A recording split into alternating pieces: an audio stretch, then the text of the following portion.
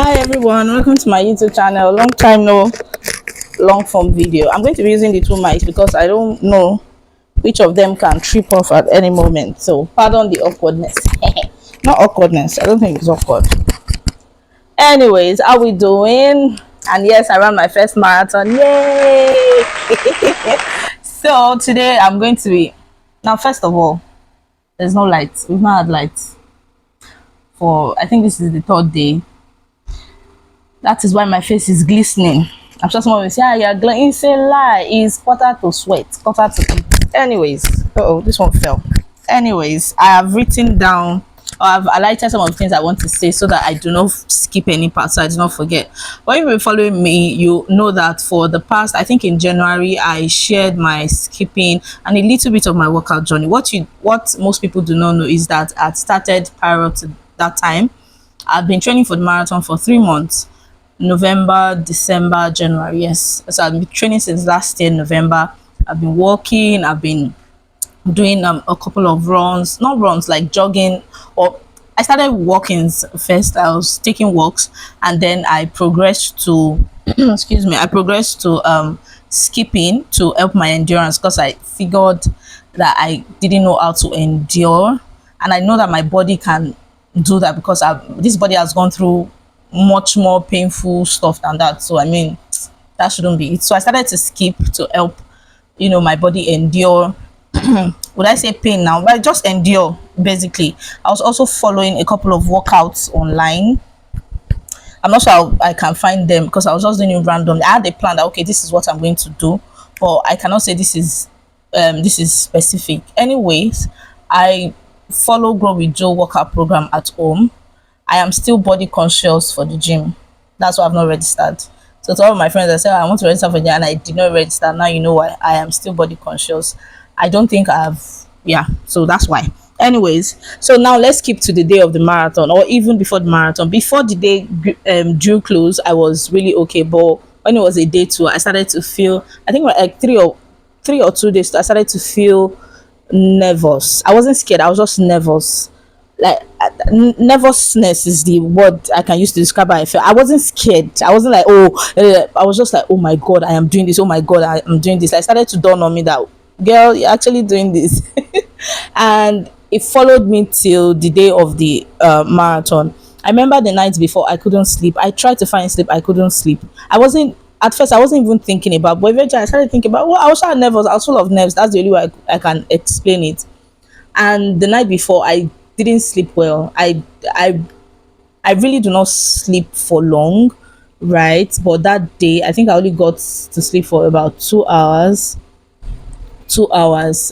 It was not enough. There was no light all through the night. It was raining, and I do not do so well with it. So it wasn't really a good experience for me. It rained all through the night. Thankfully, there was cool air, but again, I didn't sleep the number of hours. I need like 4 hours of sleep, straight up sleep, to function properly. But I only did 2. But because it was marathon day. Another challenge I have, or that I experienced with training and all of that, I noted that down, is that I do not eat the quantity of food I'm supposed to eat. I'm a very picky eater. So I did not eat. I know that I do not eat that much, and it's one habit I'm trying to take care of. It's a lot. I think that's one part I struggled, eating right, not eating right, eating well, like eating a proper meal, a balanced diet. I eat fruit a lot, I drink lots of water, and I think that those 2 things have really helped me. But yeah, so that's one area I struggled.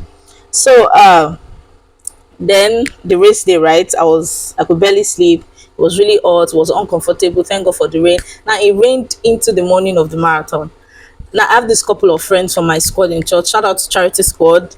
I remember sometime in January, I was like, I don't want to do this alone. Let me just ask if there are people who are doing it and all of that. I didn't ask on my WhatsApp status. I went to my church squad. I belong to Charity Squad. I was like, who has registered for the Access Bank Marathon, blah blah blah. Like, and then we got a couple of people who have registered, and that was how I had partners. So we created a group. We were following up, looking for each other's stats, encouraging each other and all of that.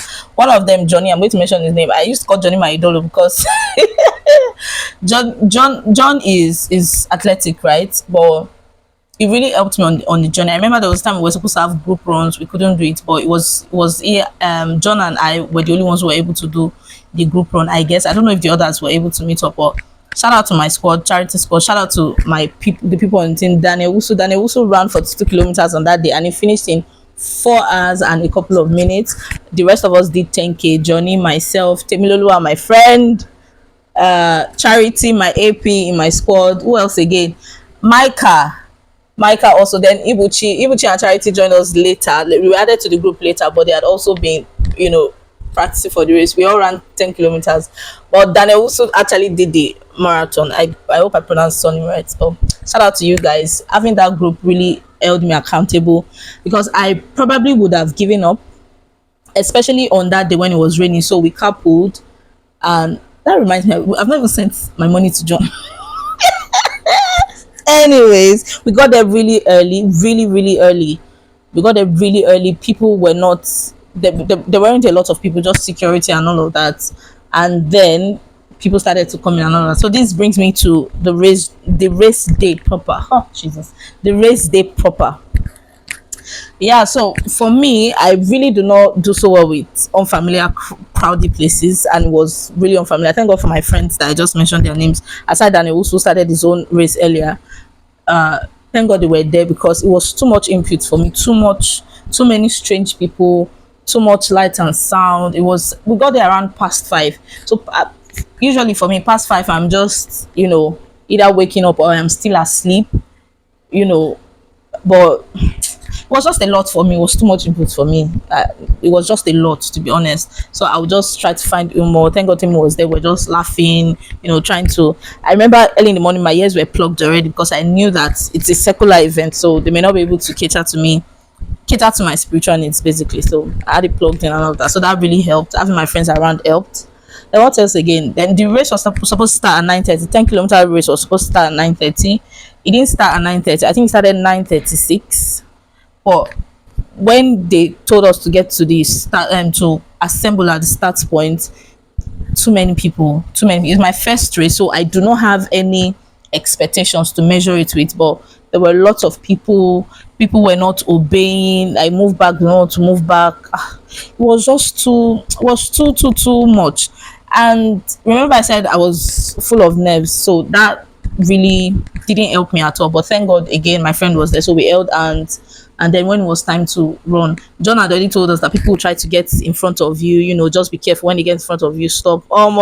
That information was helpful, but it didn't in any way stop them from getting, because a lot of people got in front of me, and it was just, I think it's typical of races, right? But yeah, so that was that for me. And then the race started, and my friend were holding. I was like, "Tell me, let's not hold hands anymore. Just keep going and all of that." Because it was, like I said, it was too much for me. I was running the race, and in my mind, I was like, "Oh my God, I'm doing this already. I'm doing this. I cannot believe I'm doing this. I cannot." And I did not want to say it out loud, because I do not know how to talk while running. I lose my breath faster. So, and during the trainings that I had, there was one tip I learned: not to talk while you're racing. So there's this technique I was using, just to count my breath, to make sure I am breathing through my nose and not breathing through my mouth. That's one thing. When you're running, you breathe through your nose, not through your mouth. It helps to create balance. So there was something I had to do, that I trained myself to do, and I was doing it. I was like, nah, I can't run at you people's pace. Just keep going and all of that. So the first 4 kilometers, I struggled, because again, oh my God, I can't believe I'm doing this. Okay, you need to remember all of the techniques you've learned, all of the tricks, the tips that you've learned, and all of that. So I was putting that to work and all of that. So at 4 kilometers, when I saw the indicator on the road that, oh, you had gone 4 kilometers, I was like, oh, okay. So I think at 4 kilometers, I believe that my body remembered that, oh, you've done this before and all of that, because it started to get better for me, with the running at 4 kilometers. And I think seeing that sign on the road also helped me, like, oh girl, you've done this for 4 kilometers, so you can do more and all of that. So it was that I remember clearly, was at 4 kilometers I started to, like, now actually run and all of that. One interesting thing I also noticed when we're running is that people, I don't know if they were the pacers, but people running with us were really encouraging. Oh, you can do it, don't stop, let your leg do the talking, blah blah blah, let your ASS do the talking. Now I found that very uncomfortable. I just had to quickly run away from the guy, like, please, I beg, let me concentrate. But it was really fun. People were encouraging other people on the road. I enjoy. It was a beautiful experience for me, right? So after 4 kilometers, by 5 kilometers, after 5 kilometers, I had my first water break. That's another tip I learned for myself, and it worked for me. I do not drink water before 5 kilometers, and thankfully, I didn't get any cramp or muscle pull or pain while I was running. Yeah, I didn't get any of that. But at 5 kilometers, I was really thirsty, despite not talking with my mouth and all of that. My throat was really dry, and I remember posting on Facebook, and one of my friends, my Facebook friends, on Facebook, she dropped a comment because I posted, "Oh, I'm full of nerves and all that." She was like, "Okay, you enjoy, but suffering." I took on that word. So when I started to feel like my body was suffering, it wasn't me. It was I expected it. So yeah, but now the comments, the encouragement and everything were really helpful. They were really, really helpful. I remembered every single one of them, and it pushed me, to continue and all that. So at 5 kilometers, I started to get into the rhythm of the running and all of that. I jogged, I ran, I walked fast, I did brisk walking at some point, and all that. It was a combination of all these three things: the jogging, the running, and the brisk walking. Really helped. I enjoyed it. I enjoyed it. Well, I didn't enjoy the first 4 kilometers. Like I said, my body was still trying to get used to it, and my mind was trying to catch up and all that. So yeah, so I can't talk and run. And then, so I've talked about the crazy start of the crowd and all of that. Then when we finished, so as at 9 kilometers, I was already getting weary. There was this particular bend towards the end. When I got to that bend, my body started to feel it. Like, what is this? Most people started to feel it at that bend, and I know because they were talking about it on my side and all that. I remember holding hands with one particular girl whose face looks familiar, and another thing I did was there was somebody racing. I would always use her as an indicator. Once I get to her, I know, or once I get to her or she gets to me, I know that, okay, Abigail, it's time to double up. You've rested enough and all of that. Unfortunately for me, I did not start my Strava app. I only used my wristwatch to follow through, and it didn't really give me the accurate stuff because it had started to count my steps in the morning. But notwithstanding, it was all good. What else again? Um, yeah, so that particular bend, when we got there, it was really was stressful, and my mind was just off it. And I noticed that from 6 kilometers, I didn't really, or after that 5 kilometers or 4 kilometers, I didn't really observe any sign and like indicators say, okay, you've run this number of kilometers and all of that. I didn't observe. I don't know if they were on the road, but I didn't observe it anymore. So when we got to, after that bend was 9 kilometers, and how did I know? I was getting weary, and somebody doing a live feed was like, "Oh, we've done 5 kilometers now, we're on the last lap," and that was when my body started to receive strength. Basically, like, okay, you've done 9 kilometers, you have one more kilometer to go, you can do it and all that. So the last lap I ran, and when I got to the end, I was like, oh my god, this the end? I couldn't believe. I remember doing a video at that 9 kilometers. I'll post in another video, but I couldn't believe that I'd done 10K. I just couldn't believe, because it looked like it wasn't going to end. It even looked like rehearsal. That's one thing. The rehearsals, you are practicing, unless you are going to run that entire the outline of the road. I don't think that rehearsal, I don't know, maybe it's just me, but yes, I practiced I rehearsed for 10K, 7K, 6K, 10K, 8K, like that. But nothing prepared me for the actual race. Nothing prepared me for the actual race. So when I did the 10K, I kept asking, oh my god, is this 10K? Have I done 10K? Is this the end? And they're like, this is the end. You couldn't believe it. I said, yes, so I can't believe I've done 10K and all of that. Now to the medal stuff. I didn't like it. I got there, and then they told us, oh, we have to go back and join the queue for the medal. And then I joined the queue, and I saw this long queue. Now, before the race, I remember telling my accountability group that, you know what, I'm not interested in getting the medal. I just want to do it because there's a reason why I ran the 10 kilometer race, anyways. And it's not because of the medal. But after that race, and I saw people, people who came behind me. I know they were behind me because I got there. Oh, by the way, we started the race at 9:36 or thereabouts, and I finished at 10:50. So I ran the race for 1 hour and a couple of minutes. I keep forgetting the number of minutes, but please calculate that. If you start the race at 9:36 and you end at 10:50, how many hours and how many minutes is that? Anyways, I finished at 10:56 because I checked the time, and they now said we'll stay on the queue for the medal. And when I saw the queue, I went to the back and I saw the line. I'm like, nah, I'm not doing this. So I just went to sit. But a part of me was almost in tears. I look at people coming behind me. I'm going to get a medal. I'm not going to get a medal. Da, da, da, da, da. Anyways, I sat down and I was looking out for my team, my accountability partners and all that. I saw one of them, but I was too tired to go meet him, so I called his name. He didn't hear. Luckily for me, a lady with sharing medal. I don't know why that is, but she was sharing the medal. She came to sit next to me, and I was like, "Please, I just ran the race.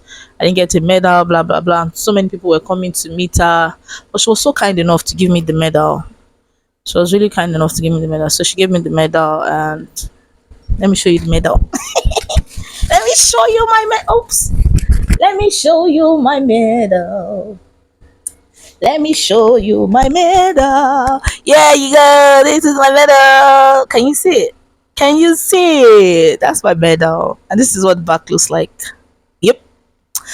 This is what the front looks like. Let me put it on at this point. Because it's not easy to run the 10 kilometer. If you've not run the 10-kilometer race, don't talk to me anyhow. Don't talk to, I don't know how people are able to bite this thing in pictures. I can't do that.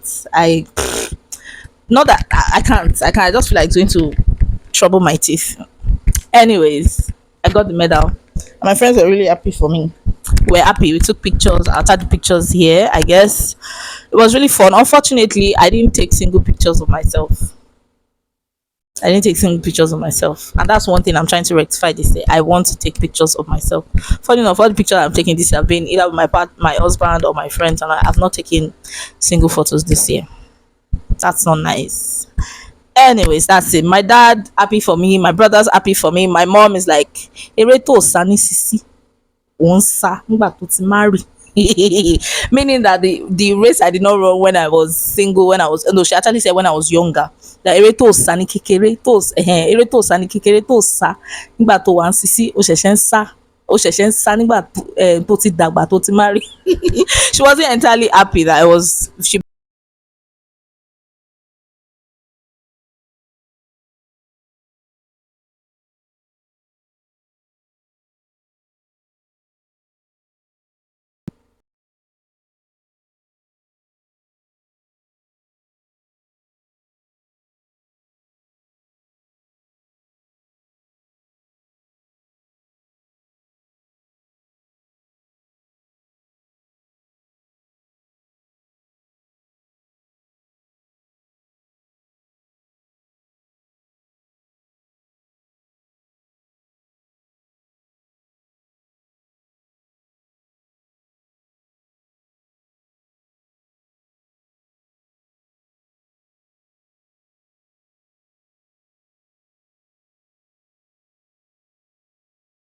stop. We had to walk. There were no buses. Shout out to my husband. Oh gosh, this